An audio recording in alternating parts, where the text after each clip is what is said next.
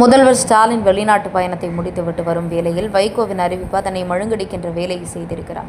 மல்லை சத்யா குற்றச்சாட்டை முன்வைத்தார். மதிமுகவின் முன்னாள் துணை செயலாளரான மல்லை சத்யா கட்சியிலிருந்து விலகிய நிலையில் காஞ்சிபுரத்தில் செய்தியாளர்களை சந்தித்தார். அப்போது மதிமுகவை மகன் திமுக என விமர்சித்ததுடன் தான் இனி சுதந்திரமாக செயல்படுவேன் என்றும் கூறினார். மறுமலர்ச்சி திராவிட முன்னேற்றக் கழகம் மகன் திமுகவாக மாறிவிட்டதாக மல்லை சத்யா குற்றம் சாட்டினார். தன் மீது எடுக்கப்பட்ட நடவடிக்கை குறித்து பேசியவர், ஏற்கனவே தீர்ப்பு எழுதி வைத்துவிட்டு போலியான விசாரணை நாடகம் நடைபெற்றது தற்காலிக நடவடிக்கை என்பது வேடிக்கையாக உள்ளது என்றார்.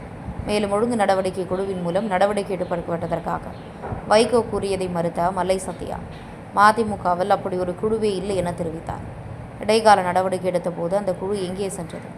தனது மகனுக்காக வைகோ இந்த இயக்கத்தை பாழ்படுத்தி விட்டார் என்றும் கடுமையாக விமர்சித்தார். மகன் திமுகவிலிருந்து விடுதலை பெற்று தான் மதிமுகவிலிருந்து விடுதலை பெறவில்லை என்றும் மகன் திமுகவிலிருந்து தான் விடுதலை பெற்றிருப்பதாகவும் மல்லை சத்யா கூறினார். அண்ணா உருவாக்கிய திமுகவை வைகோ தனக்கு சொந்தம் கொண்டாடியதை நினைவு கூர்ந்தவர். அண்ணா அறிவாலயம், உதயசூரியன் சின்னம் எல்லாம் தனக்கு சொந்தம் என்று வைகோ கூறினார். ஆனால் நாங்கள் மதிமுக எங்களுடையது என்று சொல்லவில்லை, இனி சுதந்திரமாக செயல்படுவோம் என்று தெரிவித்தார். மேலும் செப்டம்பர் 15 அன்று ஒரு அறிஞர் அண்ணாவின் 117வது பிறந்தநாளை கொண்டாட இருப்பதாகவும் அன்று தனது ஆதரவாளர்களுடன் கலந்தாலோசித்து நல்ல முடிவு எடுப்பதாகவும் கூறினார். நாள்தோறும் தொண்டர்கள் 100க்கும் மேற்பட்ட கட்சி பெயர்களையும் கொடிகளையும் தனக்கு அனுப்பி வருவதாக குறிப்பிட்டார். செய்தியாளர்கள் எழுப்பிய கேள்விக்கு பதிலளித்த மல்லை சத்யா, துரை வைகோ தொடர்ந்து பாஜகவுக்கு ஆதரவாக செயல்பட்டு வருவதாக குற்றம் சாட்டினார். ரஷ்ய இராணுவத்தில் இந்திய மாணவர்கள் பணிபுரிவதாக பாஜகவினரிடம் கையெழுத்து வாங்கிய துரை வைகோ பேசியது மிகப்பெரிய குற்றம் எனவும் அவர் பாஜகவுடன் கள்ள உறவில் இருப்பதாகவும் தெரிவித்தார். விரைவில் மதிமுகவும் பாஜகவும் கூட்டணி வைப்பதற்கான அறிவிப்புகள் வெளிவரலாம் என்றும் மல்லை சத்யா கூறினார். என் மீது தலைவர் வைகோ அவர்கள் கடந்த 18ஆம் தேதி ஒரு அபாண்டமான குற்றச்சாட்டுக்கு பதில் சொல்லி 7 பக்கம் கொண்ட 2 கடிதங்களை எனக்கு அனுப்பியிருந்தார். ஒரே நாளில் விளக்கம் கேட்டும் அதே நாளில் என்னுடைய விளக்கத்தை பெறாமலேயும் தற்காலிக நீக்கம் என்ற கடிதங்களை அனுப்பியிருந்தார். தீர்ப்பை எழுதி வைத்துவிட்டு ஒரு போலியான விசாரணை நாடகத்தை தலைவர் வைகோ அவர்கள் நடத்தி தன்னுடைய மகனுக்காக திராவிட இயக்கத்தில் பணியாற்றிய எங்களை போன்ற தீரர்களை, லட்சியவாதிகளை இழந்து ஒரு துர்பாக்கியமான நிலைக்கு அந்த கட்சி மாறிக்கொண்டிருப்பது கவலை அளிக்கிறது. எனக்கு 7 பக்கம் கொண்ட கடிதத்தை அவர் அனுப்பியிருந்தார். நான் 14 பக்கங்களில் நான் எப்படியெல்லாம் இந்த இயக்கத்திற்கு பணியாற்றினேன், எப்படியெல்லாம் இந்த இயக்கத்திற்கு பக்கபலமாக இருந்தேன் என்பதை விவரித்து கடிதம் எழுதியிருந்தேன். இன்று தலைவர் வைகோ அவர்கள் அனுப்பியிருக்கிற அந்த கடிதத்தில் என்னுடைய கடிதத்தை ஒழுங்கு நடவடிக்கை குழுவில் வைத்து விவாதிக்கப்பட்டு அதற்கு பின்பாக நடவடிக்கை எடுக்கப்பட்டதாக சொல்லியிருக்கிறார். ஒழுங்கு நடவடிக்கை குழு என்று மறுமலர்ச்சி திமுகவில் இல்லை. அதனுடைய கடைசி தலைவராக இயக்கத்துடைய மூத்த முன்னோடி மத்திய சென்னையுடைய மாவட்ட செயலாளர் இருக்கிற அண்ணன் இளவழகன் அவர்கள் தான் அந்த குழுவுடைய தலைவராக இருந்தார். இப்பொழுது அப்படிப்பட்ட ஒரு குழு இல்லை. இப்பொழுது குழு சேர்ந்து அறிக்கை எனக்கு தந்திருக்கிறார்கள், எனவே அதன் பேரில் உங்களை அடிப்படை உறுப்பிலிருந்து நீக்குகிறோம் என்று அறிவித்திருப்பது என்பது அது ஒரு வேடிக்கையாகவும் வினோதமாகவும் இருக்கிறது. இடைக்கால நடவடிக்கை எடுத்த போது அந்த குழு எங்கே சென்றது என்ற கேள்வி இயல்பாக எழுகிறது. எனவே ஒரு போலியான சித்தரிப்பை தலைவர் வைகோ அவர்கள் தன்னுடைய மகனுக்காக இந்த இயக்கத்தை பாழ்படுத்தி விட்டார் என்ற குற்றச்சாட்டிலிருந்து அவர் மீள முடியாது. அவர் நினைக்கலாம், என்னுடைய அந்த கடிதத்தில் கூட எனக்கு விளக்கம் கேட்டு தந்த கடிதத்தில் கூட நீங்கள் மதிமுக கொடியோ பெயரையோ முன்னணி தலைவருடைய பற்றிய விமர்சனங்களை வைக்கக்கூடாது என்று கேட்டிருந்தார். நான் அதிலே பதில் தந்திருந்தேன்.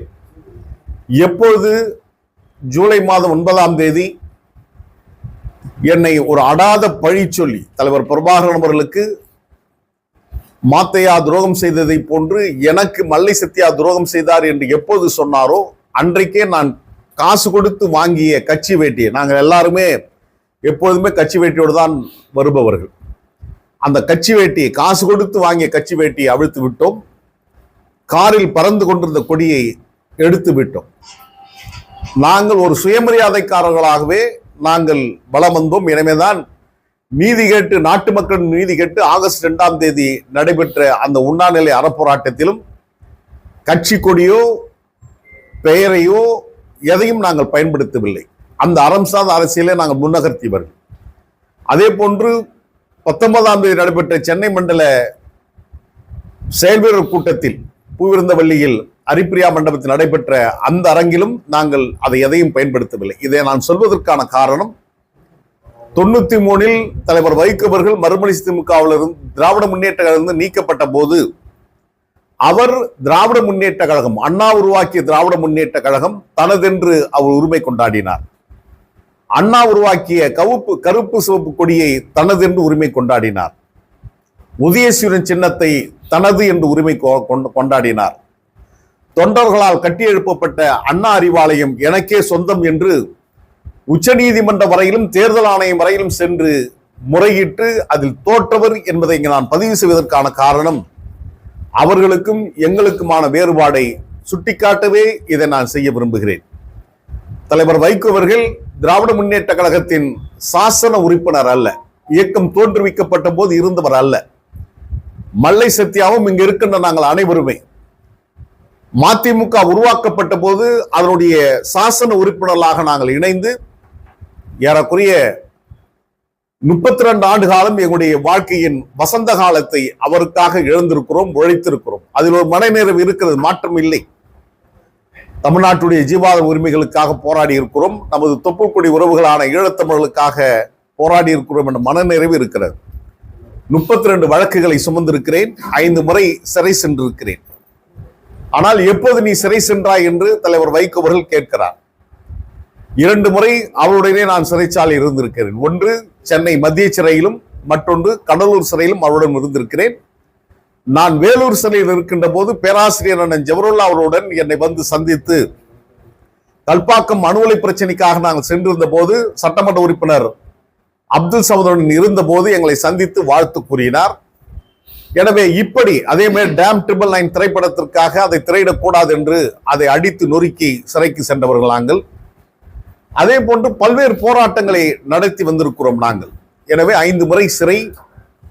அதில் மாண்புமிகு தமிழ்நாடு முதலமைச்சராக இருக்கின்ற அண்ணன் தலைவர் தளபதி தலைமையிலான ஆட்சி 2021 பொறுப்பேற்ற உடனேயே அதிமுக அரசு எதிர்கட்சியின் மீது போடப்பட்ட அந்த போராட்ட வழக்குகள் 5000 வழக்குகள் ரத்து செய்யப்பட்டதில் என்னுடைய வழக்குகள் 25 வழக்குகள் ரத்து செய்யப்பட்டது. மீதி 7 வழக்குகளை சட்ட போராட்டம் நடத்திதான் அதிலிருந்து நான் இப்பொழுது முழுமையாக நீதி குற்றச்சாட்டிலிருந்தும் நான் விடுதலை பெற்றிருக்கிறேன். இப்பொழுது மறுமலர்ச்சி திராவிட முன்னேற்ற கழகம் அல்ல மகன் திமுகவிலிருந்து நாங்கள் இப்பொழுது விடுதலை பெற்றிருக்கிறோம் என்பதாகத்தான் நாங்கள் பார்க்கிறோம். இனி நாங்கள் சுதந்திர மனிதனாக நாங்கள் செயல்பட முடியும். இன்றைக்கு திங்கட்கிழமை 7ஆம் தேதி, இன்னும் ஒரு வார காலத்தில் இன்றைக்கு 8 அடுத்த ஒரு வாரத்தில் 15ஆம் தேதி செப்டம்பர் 15 தமிழ்த்தாய் தலைமை பேரறிஞர் அண்ணா அவர்கள் பிறந்த காஞ்சிபுரத்தில் அவருடைய பிறந்த நாள் 117வது பிறந்த நாளை நாங்கள் விழா எடுத்து கொண்டாட இருக்கிறோம். அண்ணா காலத்தில் பொதுக்குழு உறுப்பினராக இருந்த தொழிற்சங்க தலைவர் ஐயா திருப்பூர் துரைசாமி அவர்கள் பங்கேற்க இருக்கிறார்கள். பேராசிரியர் அப்துல் காதர் அவர்கள் பங்கேற்று உரையாட இருக்கிறார். நாஞ்சில் சம்பத் அவர்கள் உரையாற்ற இருக்கிறார். தியாக வேங்கைகளாக பொடா சட்டத்தில் தலைவர் வைகோவுடன் இருந்த புலவர் செவந்தியப்பன் அவர்கள், வழக்கறிஞர் அழகுசுந்தரம் அவர்கள், அதே போன்று பஹ்ரைன் நாட்டிலிருந்து வர இருக்கிற சகோதரர் வல்லம் பஷீர் அவர்கள், இந்தோனேஷியாவிலிருந்து வர இருக்கின்ற விசாகன் அவர்கள், பேராசிரியர் பெரியார்தாசனுடைய வாழ்க்கை துணை திருமதி வாசி அவர்கள் பங்கேற்று பிற்பகல் அமர்வில் உரை நிகழ்த்திருக்கிறார். காலை அமர்வுக்கு நம்முடைய ராமேஸ்வரம் தீவை சேர்ந்த மாஸ்டர் கரத்தே பழனிசாமி அவர்கள் காலை அமர்வுக்கு தலைமை தாங்குகிறார். காலை 9 மணிக்கெல்லாம் அண்ணாவுடைய இல்லத்தில் இருக்கின்ற அண்ணாவுடைய திருவுருவ சிலைக்கு மாலை அணிவித்துவிட்டு பெரியார் தூணிலிருந்து அந்த நினைவுச்சுடரை ஏந்தி நாங்கள் மாநாடு நடத்துகின்ற அந்த இடத்தில் 1/2 கிலோமீட்டர் நாங்கள் சென்று மாநாட்டை காலையில் 10 மணிக்கெல்லாம் 9:30 மணிக்கெல்லாம் துவங்கி மாலை 6-7 மணிக்கெல்லாம் நிறைவு செய்ய இருக்கிறோம். இது திருச்சியில் நடைபெறுகின்ற மாநாட்டுக்கும் காஞ்சியில் நடைபெறுகின்ற மாநாட்டுக்கும் வேறுபாடு உண்டு. திருச்சியில் மகன் திமுக நடத்துகின்ற மாநாடு என்பது தேர்தலை மையப்பொருளாக கொண்டு தேர்தலை கணக்கில் வைத்து அது கார்பரேட் கம்பெனியுடைய முதலாளியாக இருக்கின்ற துரை நடத்துகின்ற அந்த மாநாடு என்பது இதுவரையும் இல்லாத ஒரு முன்மாதிரியாக மாநாட்டுக்கு வருகின்றவர்கள் பணம் கொடுத்து திரட்டுகின்ற வேலையை இப்போது துரையின் தரப்பு செய்து கொண்டிருக்கிறது என்பது எங்களுக்கு வந்து கொண்டிருக்கிறது செய்தி. எனவே நாங்கள் நடத்துவது லட்சியங்களுக்காக நடத்துகின்றோம். அண்ணாவுடைய லட்சியங்களை முழங்குகின்ற ஒரு கூட்டமாக, குழுவாக, கொள்கை வீரர்களாக நாங்கள் காஞ்சியில் நடத்த இருக்கிறோம். எனவே எங்களுக்கும் அவர்களுக்குமான வேறுபாடு என்பது இதுதான் இருக்கிறது. தலைவர் வைகோ அவர்கள் ஒரு மிகப்பெரிய ஜனநாயக படுகொலையை செய்து தமிழ்நாட்டு மக்கள் மத்தியில் அம்பலப்பட்டு நிற்கிறார். இதற்கான விலையை நாட்டு மக்கள் நிச்சயம் வழங்குவார்கள் என்பதை நான் உளப்பூர்வமாக கருதுகிறேன். என் மீது எந்த குற்றமும் இல்லை, நான் எந்த குற்றமும் மனதறிந்து செய்யவில்லை. வாழ்வதென்றாலும் வீழ்வதென்றாலும் தலைவர் வைகோ ஒருவருக்காக மட்டுமே வாழ்வேன், அவர் ஒருவருக்காக மட்டுமே வீழ்வன் என்று உறுதி பூண்டு இருந்தவ என்னை அபாண்டமான பழியை சுழ்த்தி இப்பொழுது வெளியேற்றி இருக்கிறார். 32 ஆண்டு காலம் அவருடன் பணியாற்றியதற்கு தந்த வாய்ப்பிற்கு நன்றி கூறுகிறேன். அந்த அப்பழுக்கற்ற ஒரு காலத்தில் லட்சக்கணக்கானவர் வந்தார்கள். அது கால ஓட்டத்தில் கட்டுக்கடங்காத காட்டாட்டு வெள்ளம் போல் கடலில் போய் சேர்வதை போன்று திராவிட இயக்கங்களில் போய் இணைந்தது. பிற்பாடு பல்லாயிரக்கணக்கில் இருந்தவர்கள் இப்போது சில ஆயிரம் பேர்களாக குறுகியிருக்கிறது. எனவே அந்த இயக்கத்தில் இருக்கின்ற அந்த தொண்டர்களை இதயத்தில் வைத்து பூஜிக்கின்றவர்கள் நாங்கள். என் மீது அவர்கள் அன்பு பாராட்டுகின்றவர்கள். எனவே எங்களுடைய குறிக்கோள், லட்சியங்கள் வருகின்ற 15ஆம் தேதி என்ன என்பதை நாட்டுக்கு எங்களுடைய தோழருடன் கலந்து பேசி ஒரு முடிவெடுப்போம். காரணம், இப்போது நாங்கள் சுதந்திர மனிதர்களாக எப்படி வழக்கிலிருந்து விடுதலை பெற்றதை போன்று இப்போது மதிமுக என்ற சிறை கூடத்திலிருந்து விடுதலை பெற்றதாக நாங்கள் கருதி சுதந்திர பறவைகளாக நாங்கள் சிந்திக்க முடியும். ஆனால் ஒன்று மட்டும் நிச்சயம், அண்ணா வழி வந்தவர்கள் நாங்கள். I belongs to Dravidian stock, I proud to call myself a Dravidian என்று அண்ணா அவர்கள் சொன்னதை போன்று நாங்கள் திராவிட இனத்தில் இருந்து வந்தவர்கள். அந்த லட்சியங்களை வென்றெடுக்கின்ற களத்தில் அழுத்தமாக எங்களுடைய தடத்தை பதிவு செய்து களமாடுவோம் என்பதையும் இந்த நேரத்தில் உங்கள் மூலமாக நாட்டு மக்களுக்கு சொல்லிக் கொள்வது எங்களுடைய கடமை. நாட்டு மக்கள் தலைவர் வைகோ அவர்களை கவனித்துக் கொண்டு வருகிறார்கள். மதிமுகவுடைய நடவடிக்கைகளை ஊர்ந்து பார்த்து கொண்டிருக்கின்றார்கள். இன்றைக்கு மாண்புமிகு தமிழ்நாடு முதலமைச்சர் அண்ணன் தலைவர் தளபதி அவர்கள் வெளிநாடு சுற்றுப்பயணம் செய்துவிட்டு கோடிக்கணக்கான முதலீட்டை தமிழ்நாட்டுக்கு கொண்டு வந்திருக்கிறார்.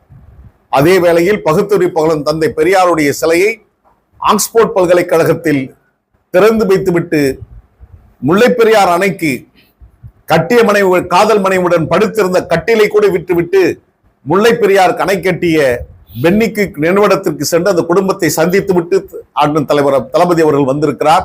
அவருடைய வருகையை தமிழ்நாடு ஆவலுடன் எதிர்பார்த்து கொண்டிருக்கின்ற இந்த வேளையில் குறைந்தபட்சம் புரிதல், ஒரு பொது புத்தி என்று சொல்வார்கள், காமன் சென்ஸ் என்று சொல்வார்கள், அந்த பொது புத்தி கூட இல்லாமல் ஒரு முதலமைச்சர் வருகிறார், வெளிநாடுக்கு சென்று முதலீடை பெற்றுக் கொண்டு வருகிறார். அவருடைய வருகையை தொலைக்காட்சி ஊடகமும் படம் பிடித்து காட்டுகின்ற இந்த வேளையில் இந்த செய்தியை உள்ளே சொருகி அந்த செய்தியை மழுங்கடிக்கின்ற ஒரு வேலையை தான் தலைவர் வைகோ செய்திருக்கிறார் என்பதை நான் சொல்லி நீங்கள் புரிந்து கொள்ள வேண்டிய இடத்தில் இல்லை. நான் ஒன்றும் அவ்வளவு பெரிய வெளிச்சம் கொண்டவன் அல்ல. இருந்தாலும் ஒரு இடைச்செருளாக தொலைக்காட்சிகளில் இது பிரேக்கிங் நியூஸாக வருகின்ற போது முதலமைச்சருடைய பயணம், அந்த நோக்கம் மதிமுக பொதுச் செயலாளர் தலைவர் வைகோவுடைய இந்த நடவடிக்கைகளால் சீர்குலைக்கப்பட்டிருக்கிறது என்ற குற்றச்சாட்டையும் அவர்கள் மறக்க மாட்டார்கள் என்று நான் கருதுகிறேன். எனவே முதலமைச்சருடைய பயணம் வெகு சிறப்பாக நடத்தி தாயகத்துக்கு வந்திருக்கிறார். அவரை தாய் தமிழ்நாட்டில் வரவேற்பது ஒவ்வொருடைய குடிமகனின் கடமை என்பதை நேரத்தில் நான் பதிவு செய்ய விரும்புகிறேன். எங்களுடைய இயக்கப்பணிகள் தொடர்ந்து முன்னை காட்டிலும் முழு வீச்சோடு முழு வேகத்தோடு நாங்கள் பயணம் செய்ய ஆயத்தமாகி கொண்டிருக்கின்றோம், திட்டங்களை வகுத்துக் கொண்டிருக்கின்றோம். அது குறித்து விரிவாகவும் விளக்கமாகவும் வருகின்ற செப்டம்பர் 15 திங்கட்கிழமை உங்களிடம் தெரிவிப்போம் என்பதையும் இந்த நேரத்தில் பதிவு செய்ய விரும்புகிறேன். மறுமலர்ச்சி திமுக அல்ல, மதிமுக மகன் திமுகவிலிருந்து நாங்கள் நீக்கப்பட்டது எனக்கு அதிர்ச்சியாகவோ ஆச்சரியமாகவோ இல்லை, மாறாக மகிழ்ச்சி அளிக்கிறது. எனவேதான் உங்களுக்கு நாங்கள் இனிப்பு கொடுத்திருக்கிறோம். தலைவர் வைகோ வழக்கமாக பொதுக்குழு நடக்கின்ற போது, மாவட்ட செயலாளர் நடக்கின்ற போது, மாவட்ட செயலாளர் நெல்லை மாவட்ட செயலாளர் நிஜாம் அவர்கள் மூலமாக திருநெல்வேலி இருட்டுக்கடை அல்வா கொண்டு வந்து கொடுப்பார். நாங்கள் இருட்டுக்கடை அல்வா கொடுப்பவர்கள் அல்ல, இனிப்பை லட்டை கொடுத்துதான் இந்த சந்திப்பை சந்தித்திருக்கிறோம். எனவே எங்களுடைய செய்தியை நாட்டு மக்கள் கொண்டு செல்கின்ற உங்கள் அனைவருக்கும் நன்றி பாராட்டுகின்றேன். நாட்டு மக்கள் எங்களை நல்லாதரவு தர வேண்டும், எங்களுடைய முயற்சிக்கு தோள் கொடுத்து துணை நிற்க வேண்டும் என்ற வேண்டுதலையும் இந்த நல்ல நேரத்தில் வேண்டுகோளாக வைக்கின்றேன். நன்றி, வணக்கம்.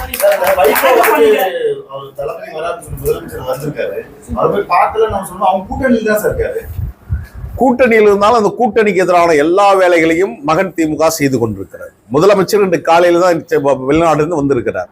அந்த செய்தி ஊடகத்திலையும் பத்திரிகையிலும் இன்றைக்கு பரபரப்பாகி அவர் எதெல்லாம் சாதித்துட்டு வந்திருக்கிறார் என்று அது பெரிய அளவில் பேசப்பட்டிருக்கின்ற வேலையில் இப்போது பிரேக்கிங் நியூஸ்ன்ற மாதிரி அதை சீர்குலைப்பதற்காகத்தான் மகன் திமுக இதை செய்திருக்கிறது என்ற குற்றச்சாட்டை நான் பதிவு செய்ய விரும்புகிறேன். திமுக கூட்டணியிலிருந்து பாஜக கூட்டணிக்கு ஒரு கட்சி வரப்போகுதுன்னு சொல்றாங்க. ஒருவேளை அந்த கட்சி மதிமுகவா இருக்கும் நீங்க சந்தேகப்படுறீங்க? அது நான் ஏற்கனவே சொல்லியிருக்கேன். ஏற்கனவே அவர் வெளிநாட்டில் படிக்க சென்ற மாணவர்கள் ரஷ்ய ராணுவத்தில் சேர்ந்திருக்கிறார்கள் ஒரு பொய்யான அவதூறான குற்றச்சாட்டை துரை சொன்னார். ரஷ்யா ராணுவம் என்பது உலகத்தின் மிகப்பெரிய ராணுவம். உலகத்தில் அமெரிக்கா ரஷ்யாவுக்கு நிகரான ராணுவ பலம் எங்கேயுமே இல்லை. அவர்கள் கூலிப்படையில் வைத்து நடத்துவதை போன்று மாணவர்களை கொண்டு அவர்கள் யுத்தம் நடத்துகிறார் என்ற குற்றச்சாட்டை துரை வைத்துக் கொண்டு வருகிறார். அது ஒரு தவறான முன்மாதிரி. ஒரு நாடை குறை சொல்கின்ற அதிகாரம் படைத்தவர் நீங்கள் அல்ல. அதற்காக வெளியுறவு கொள்கைகள் இருக்கிறது. அந்த வெளியுறவு கொள்கை என்ன என்பதை அதுக்கான அமைச்சர் இருக்கிறார், பிரதமர் இருக்கிறார். ஏன் அதையெல்லாம் செய்யாமல் குறைந்தபட்சம் தமிழ்நாட்டுடைய முதலமைச்சர் தளபதி அவர்கள் பொறுப்பேற்றதற்கு பின்னால் வெளிநாடு வாழ் தமிழர் நலத்துறையை முதல்மாக உருவாக்கினார். மாண்புமிகு அமைச்சராக மஸ்தான் இருந்தார், இப்போது நாசர் அவர்கள் இருக்கிறார்கள். அவரிடம் இது குறித்து வேண்டுகோள் வைத்திருக்கலாம். அவர்கள் பெற்ற 68 பேர் கையெழுத்தில் பாரதிய ஜனதா கட்சி உறுப்பினருடைய கையெழுத்தை பெற்றிருக்கிறார். எனவே பாஜகவுடைய கையெழுத்தை பெற்றதே குற்றம் என்பதுதான் நாங்கள் குற்றச்சாட்டாக வைத்திருக்கிறோம். இது கள்ள கூட்டணி பாஜகவுடன் இருக்கிற என்பதை நான் பதிவு செய்திருக்கிறேன். எனவே அவர் கூட்டணி பாஜகவுடன் செல்ல வேண்டும் என்ற திட்டம் விரைவில் நடைபெறும். இப்போ கட்சியில இருந்து நீக்கப்பட்டிருக்கீங்க. எதன் அடிப்படையில நீங்க எந்த அடிப்படையில நீங்க கட்சிக்காக உழைக்கிறீங்க? இல்ல, இதுவரையிலும் ஒரு லட்சியத்தை தாங்கி ஒரு இயக்கத்தில் பணியாற்றணும். இப்ப அந்த இயக்கம் எங்களை நிராகரிக்கிறதுக்காக நாங்கள் அந்த கொள்கையை நாங்கள் பின்வாங்க முடியாது. அந்த கொள்கைக்காக நாங்கள் உயிர் உள்ளவரை நாங்கள் போராடுவோம், அந்த களத்தை அமைப்போம், அதிலிருந்து நாங்கள் செயல்படுவோம். நான் தான் ஏற்கனவே சொல்லிட்டேனே, தலைவர் வைகோ அவர்களும் ஏற்கனவே பல பேர் எச்சரித்ததற்கு பின்னாலும் அண்ணா உருவாக்கிய திராவிட முன்னேற்ற கழகத்தை கைப்பற்ற வேண்டும் என்று முயற்சித்தவர், சட்ட போராட்டம் நடத்தியவர். அப்போது சேஷனாக இருந்த தேர்தல் ஆணையராக அந்த சேஷன் வரையிலும் சென்று முறையிட்டவர். உதயசீரன் சின்ன எங்களுக்கு வேணும், அண்ணா அறிவாலயம் எங்களுக்கு வேணும், திமுக எங்களுக்கு வேணும், கொடி எங்களுக்கு வேணும்னு உரிமை கொண்டாடியவர். நாங்கள் அப்படி அல்ல. என் மீது எப்போது அபாண்டமான பழியை சொன்னாரோ அப்போதே நான் கட்டியிருந்த சிவப்பு கருப்பு வேட்டியை அவுத்து விட்டேன். என் காரில் இருந்த கொடியை நாங்கள் அப்புறப்படுத்தினோம். 32 ஆண்டுகளில் ஒரு நாளும் என் காரில் கொடி இல்லாமல் பயணம் செய்ததில்லை. 32 ஆண்டுகளில் நல்லது கெட்டதில் கட்சி வெட்டி கட்டி கண்டு சென்றவர்கள் தான் நாங்கள். எனவே எங்களுக்கும் அவர்களுக்கான வேறுபாடை நாடு பார்த்து கொண்டிருக்கிறார்.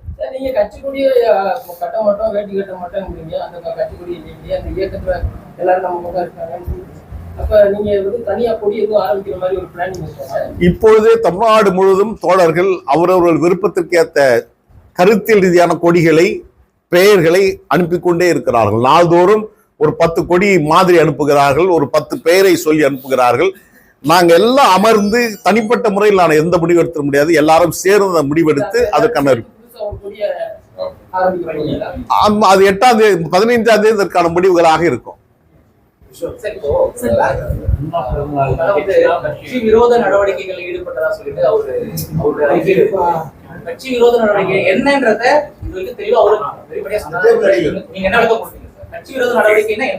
அதுதான் எனக்கு இன்னுமே புரியல. கட்சி நான் அதை சொல்லியிருக்கேன். இல்ல, அவங்க சொல்வது என்பது நான் கட்சியிலிருந்து விலகி போனவரோட பேசினேன் அப்படின்னு சொல்றாங்க. அவர்கள் சென்றாலும் நான் இயக்கத்திலிருந்து விலகி செல்லவில்லை, தலைவரோடு தான் இருக்கிறேன். கருத்தியல் ரீதியாக நான் மாறுபடவில்லை.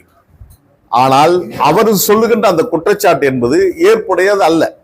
அவர்கள் எதையெல்லாம் ஒரு காலத்தில் சொன்னார்களோ அதையெல்லாம் மறுதளித்து விட்டு மீண்டும் அதை கூட்டணி என்ற பேர்வையில் பல்வேறு சந்தர்ப்பங்கள் அவர்கள் நடைமுறைப்படுத்தி இருக்கிறார்கள். எனவே என் மீது சுமத்தி இருக்கின்ற குற்றச்சாட்டு என்பது ஒரு அபாண்டமான குற்றச்சாட்டு, எந்த விதத்தில் ஏற்றுக்கொள்ள முடியாத குற்றச்சாட்டை ஒரு ஜனநாயக பண்பு கொண்ட தலைவர் வைகோவின் வாயிலிருந்து வந்திருக்க கூடாது என்பதுதான் நாட்டு மக்களுடைய கருத்தாக இருக்கிறது, அரசியல் பார்வையாளருடைய கருத்தாக இருக்கிறது. எனவே தலைவர் வைகோ அவர்கள் என் பொருட்டு மிகப்பெரிய தவறை செய்திருக்கிறார். ஒரு ஜனநாயக உட்கட்சி ஜனநாயக படுகொலையை அரங்கேற்றிருக்கிறார். மகன் திமுக என்று மாற்றி திராவிட இயக்கத்தின் திரும்புவாத இயக்கமாக மாறிவிட்டார். இனி திராவிட இயக்கத்தின் கொள்கைகளை, லட்சியங்களை பேசுவதற்கு அந்த இயக்கம் தகுதி படைத்தது அல்ல என்பதையும் நான் இங்கே பதிவு செய்ய விரும்புகிறேன். முதல்வர் வந்திருக்காங்க, உங்களோட ஆதரவாளோ சேர்ந்து முதல்வரை சந்திக்கிறது வாய்ப்புகள் இல்ல, முதலமைச்சருக்கு 1000 பணிகள் இருக்குது. நாங்க ஒரு சாமானியர்கள், எங்களை சந்திச்சு என்ன ஆக போகுது? எங்களுடைய வாழ்த்துக்களை இந்த நேரத்தில் முதலமைச்சருக்கு சொல்றோம். ஒரு பல கோடி லட்சம் பல்லாயிரக்கணக்கான கோடியை முதலீடாக பெற்றிருக்கிறார். இந்த பணியை யாரு செய்திருக்கணும் அப்படின்னா, மாண்புமிகு இந்திய பிரதமர் தான் வெளிநாடுகள் சென்று கொண்டு வந்திருக்கணும். ஒரு எதிர்கட்சி தலைவராக இருப்பவர் என்பது தி ஷேடோ பிரைம் மினிஸ்டர் என்று சொல்வார்கள். ஒரு நிழல் பிரதமராக அண்ணன் தலைவர் தளபதி அவர்கள் உலகம் முழுவதும் சென்று முதலீடுகளை கொண்டு வருகிறார். அவரை பாராட்ட வேண்டிய களத்தில் தமிழ்நாடு இருக்கிறது. நாட்டு மக்கள் அவர்கள் பக்கபலமாக இருக்க வேண்டும். 2026ஆம் ஆண்டு தேர்தல் அண்ணன் தலைவர் தளபதிக்கான தேர்தலாக நிச்சயம் அவர் மீண்டும் முதலமைச்சராக பொறுப்பேற்கின்ற சூழலாகத்தான் அமையும் என்பதை நான் திடமாக சொல்லிக் கொள்ள விரும்புகிறேன்.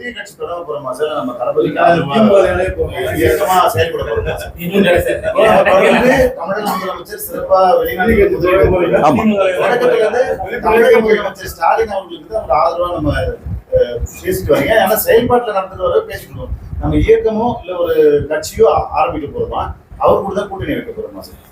அதற்கான அனைத்துக்கான விடையும் அண்ணா பிறந்த நாள் செப்டம்பர் 15 விடையாக நிச்சயம் இருக்கும். உங்களுடைய கேள்விக்கான பதில் அன்று நிச்சயம் இருக்கும். 15ஆம் தேதி தெரிஞ்சிடும். இல்ல, நான் நீங்க ஏற்கனவே கேட்டமா சொல்லிட்டேன். நூற்றுக்கணக்கான கொடி மாதிரின்னு காமிச்சிருக்காங்க, நூற்றுக்கணக்கான பெயர்கள் அனுப்பியிருக்காங்க.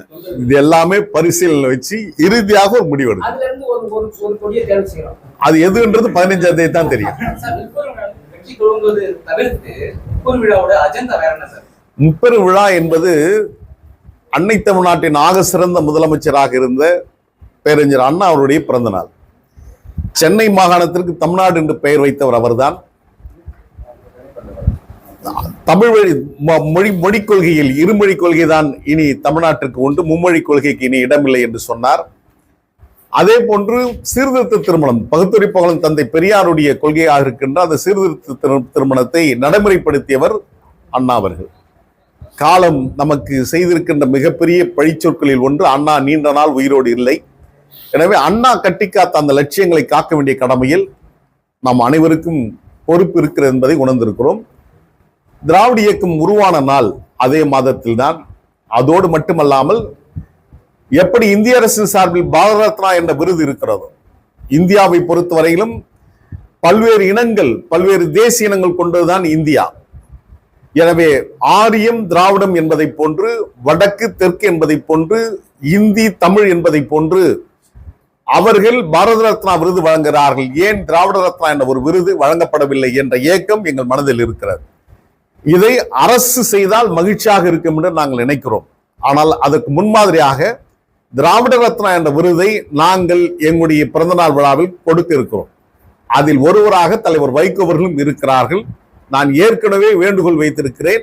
தலைவர் வைகோ அவர்கள் செப்டம்பர் 15 காஞ்சியில் நாங்கள் நடத்துகின்ற அந்த அண்ணா பிறந்தநாள் விழாவில் பங்கேற்று அந்த திராவிட ரத்னா விருதை பெற்றுக்கொள்ள வேண்டும் என்ற விருப்பத்தை நாங்கள் சொல்லியிருக்கிறோம்.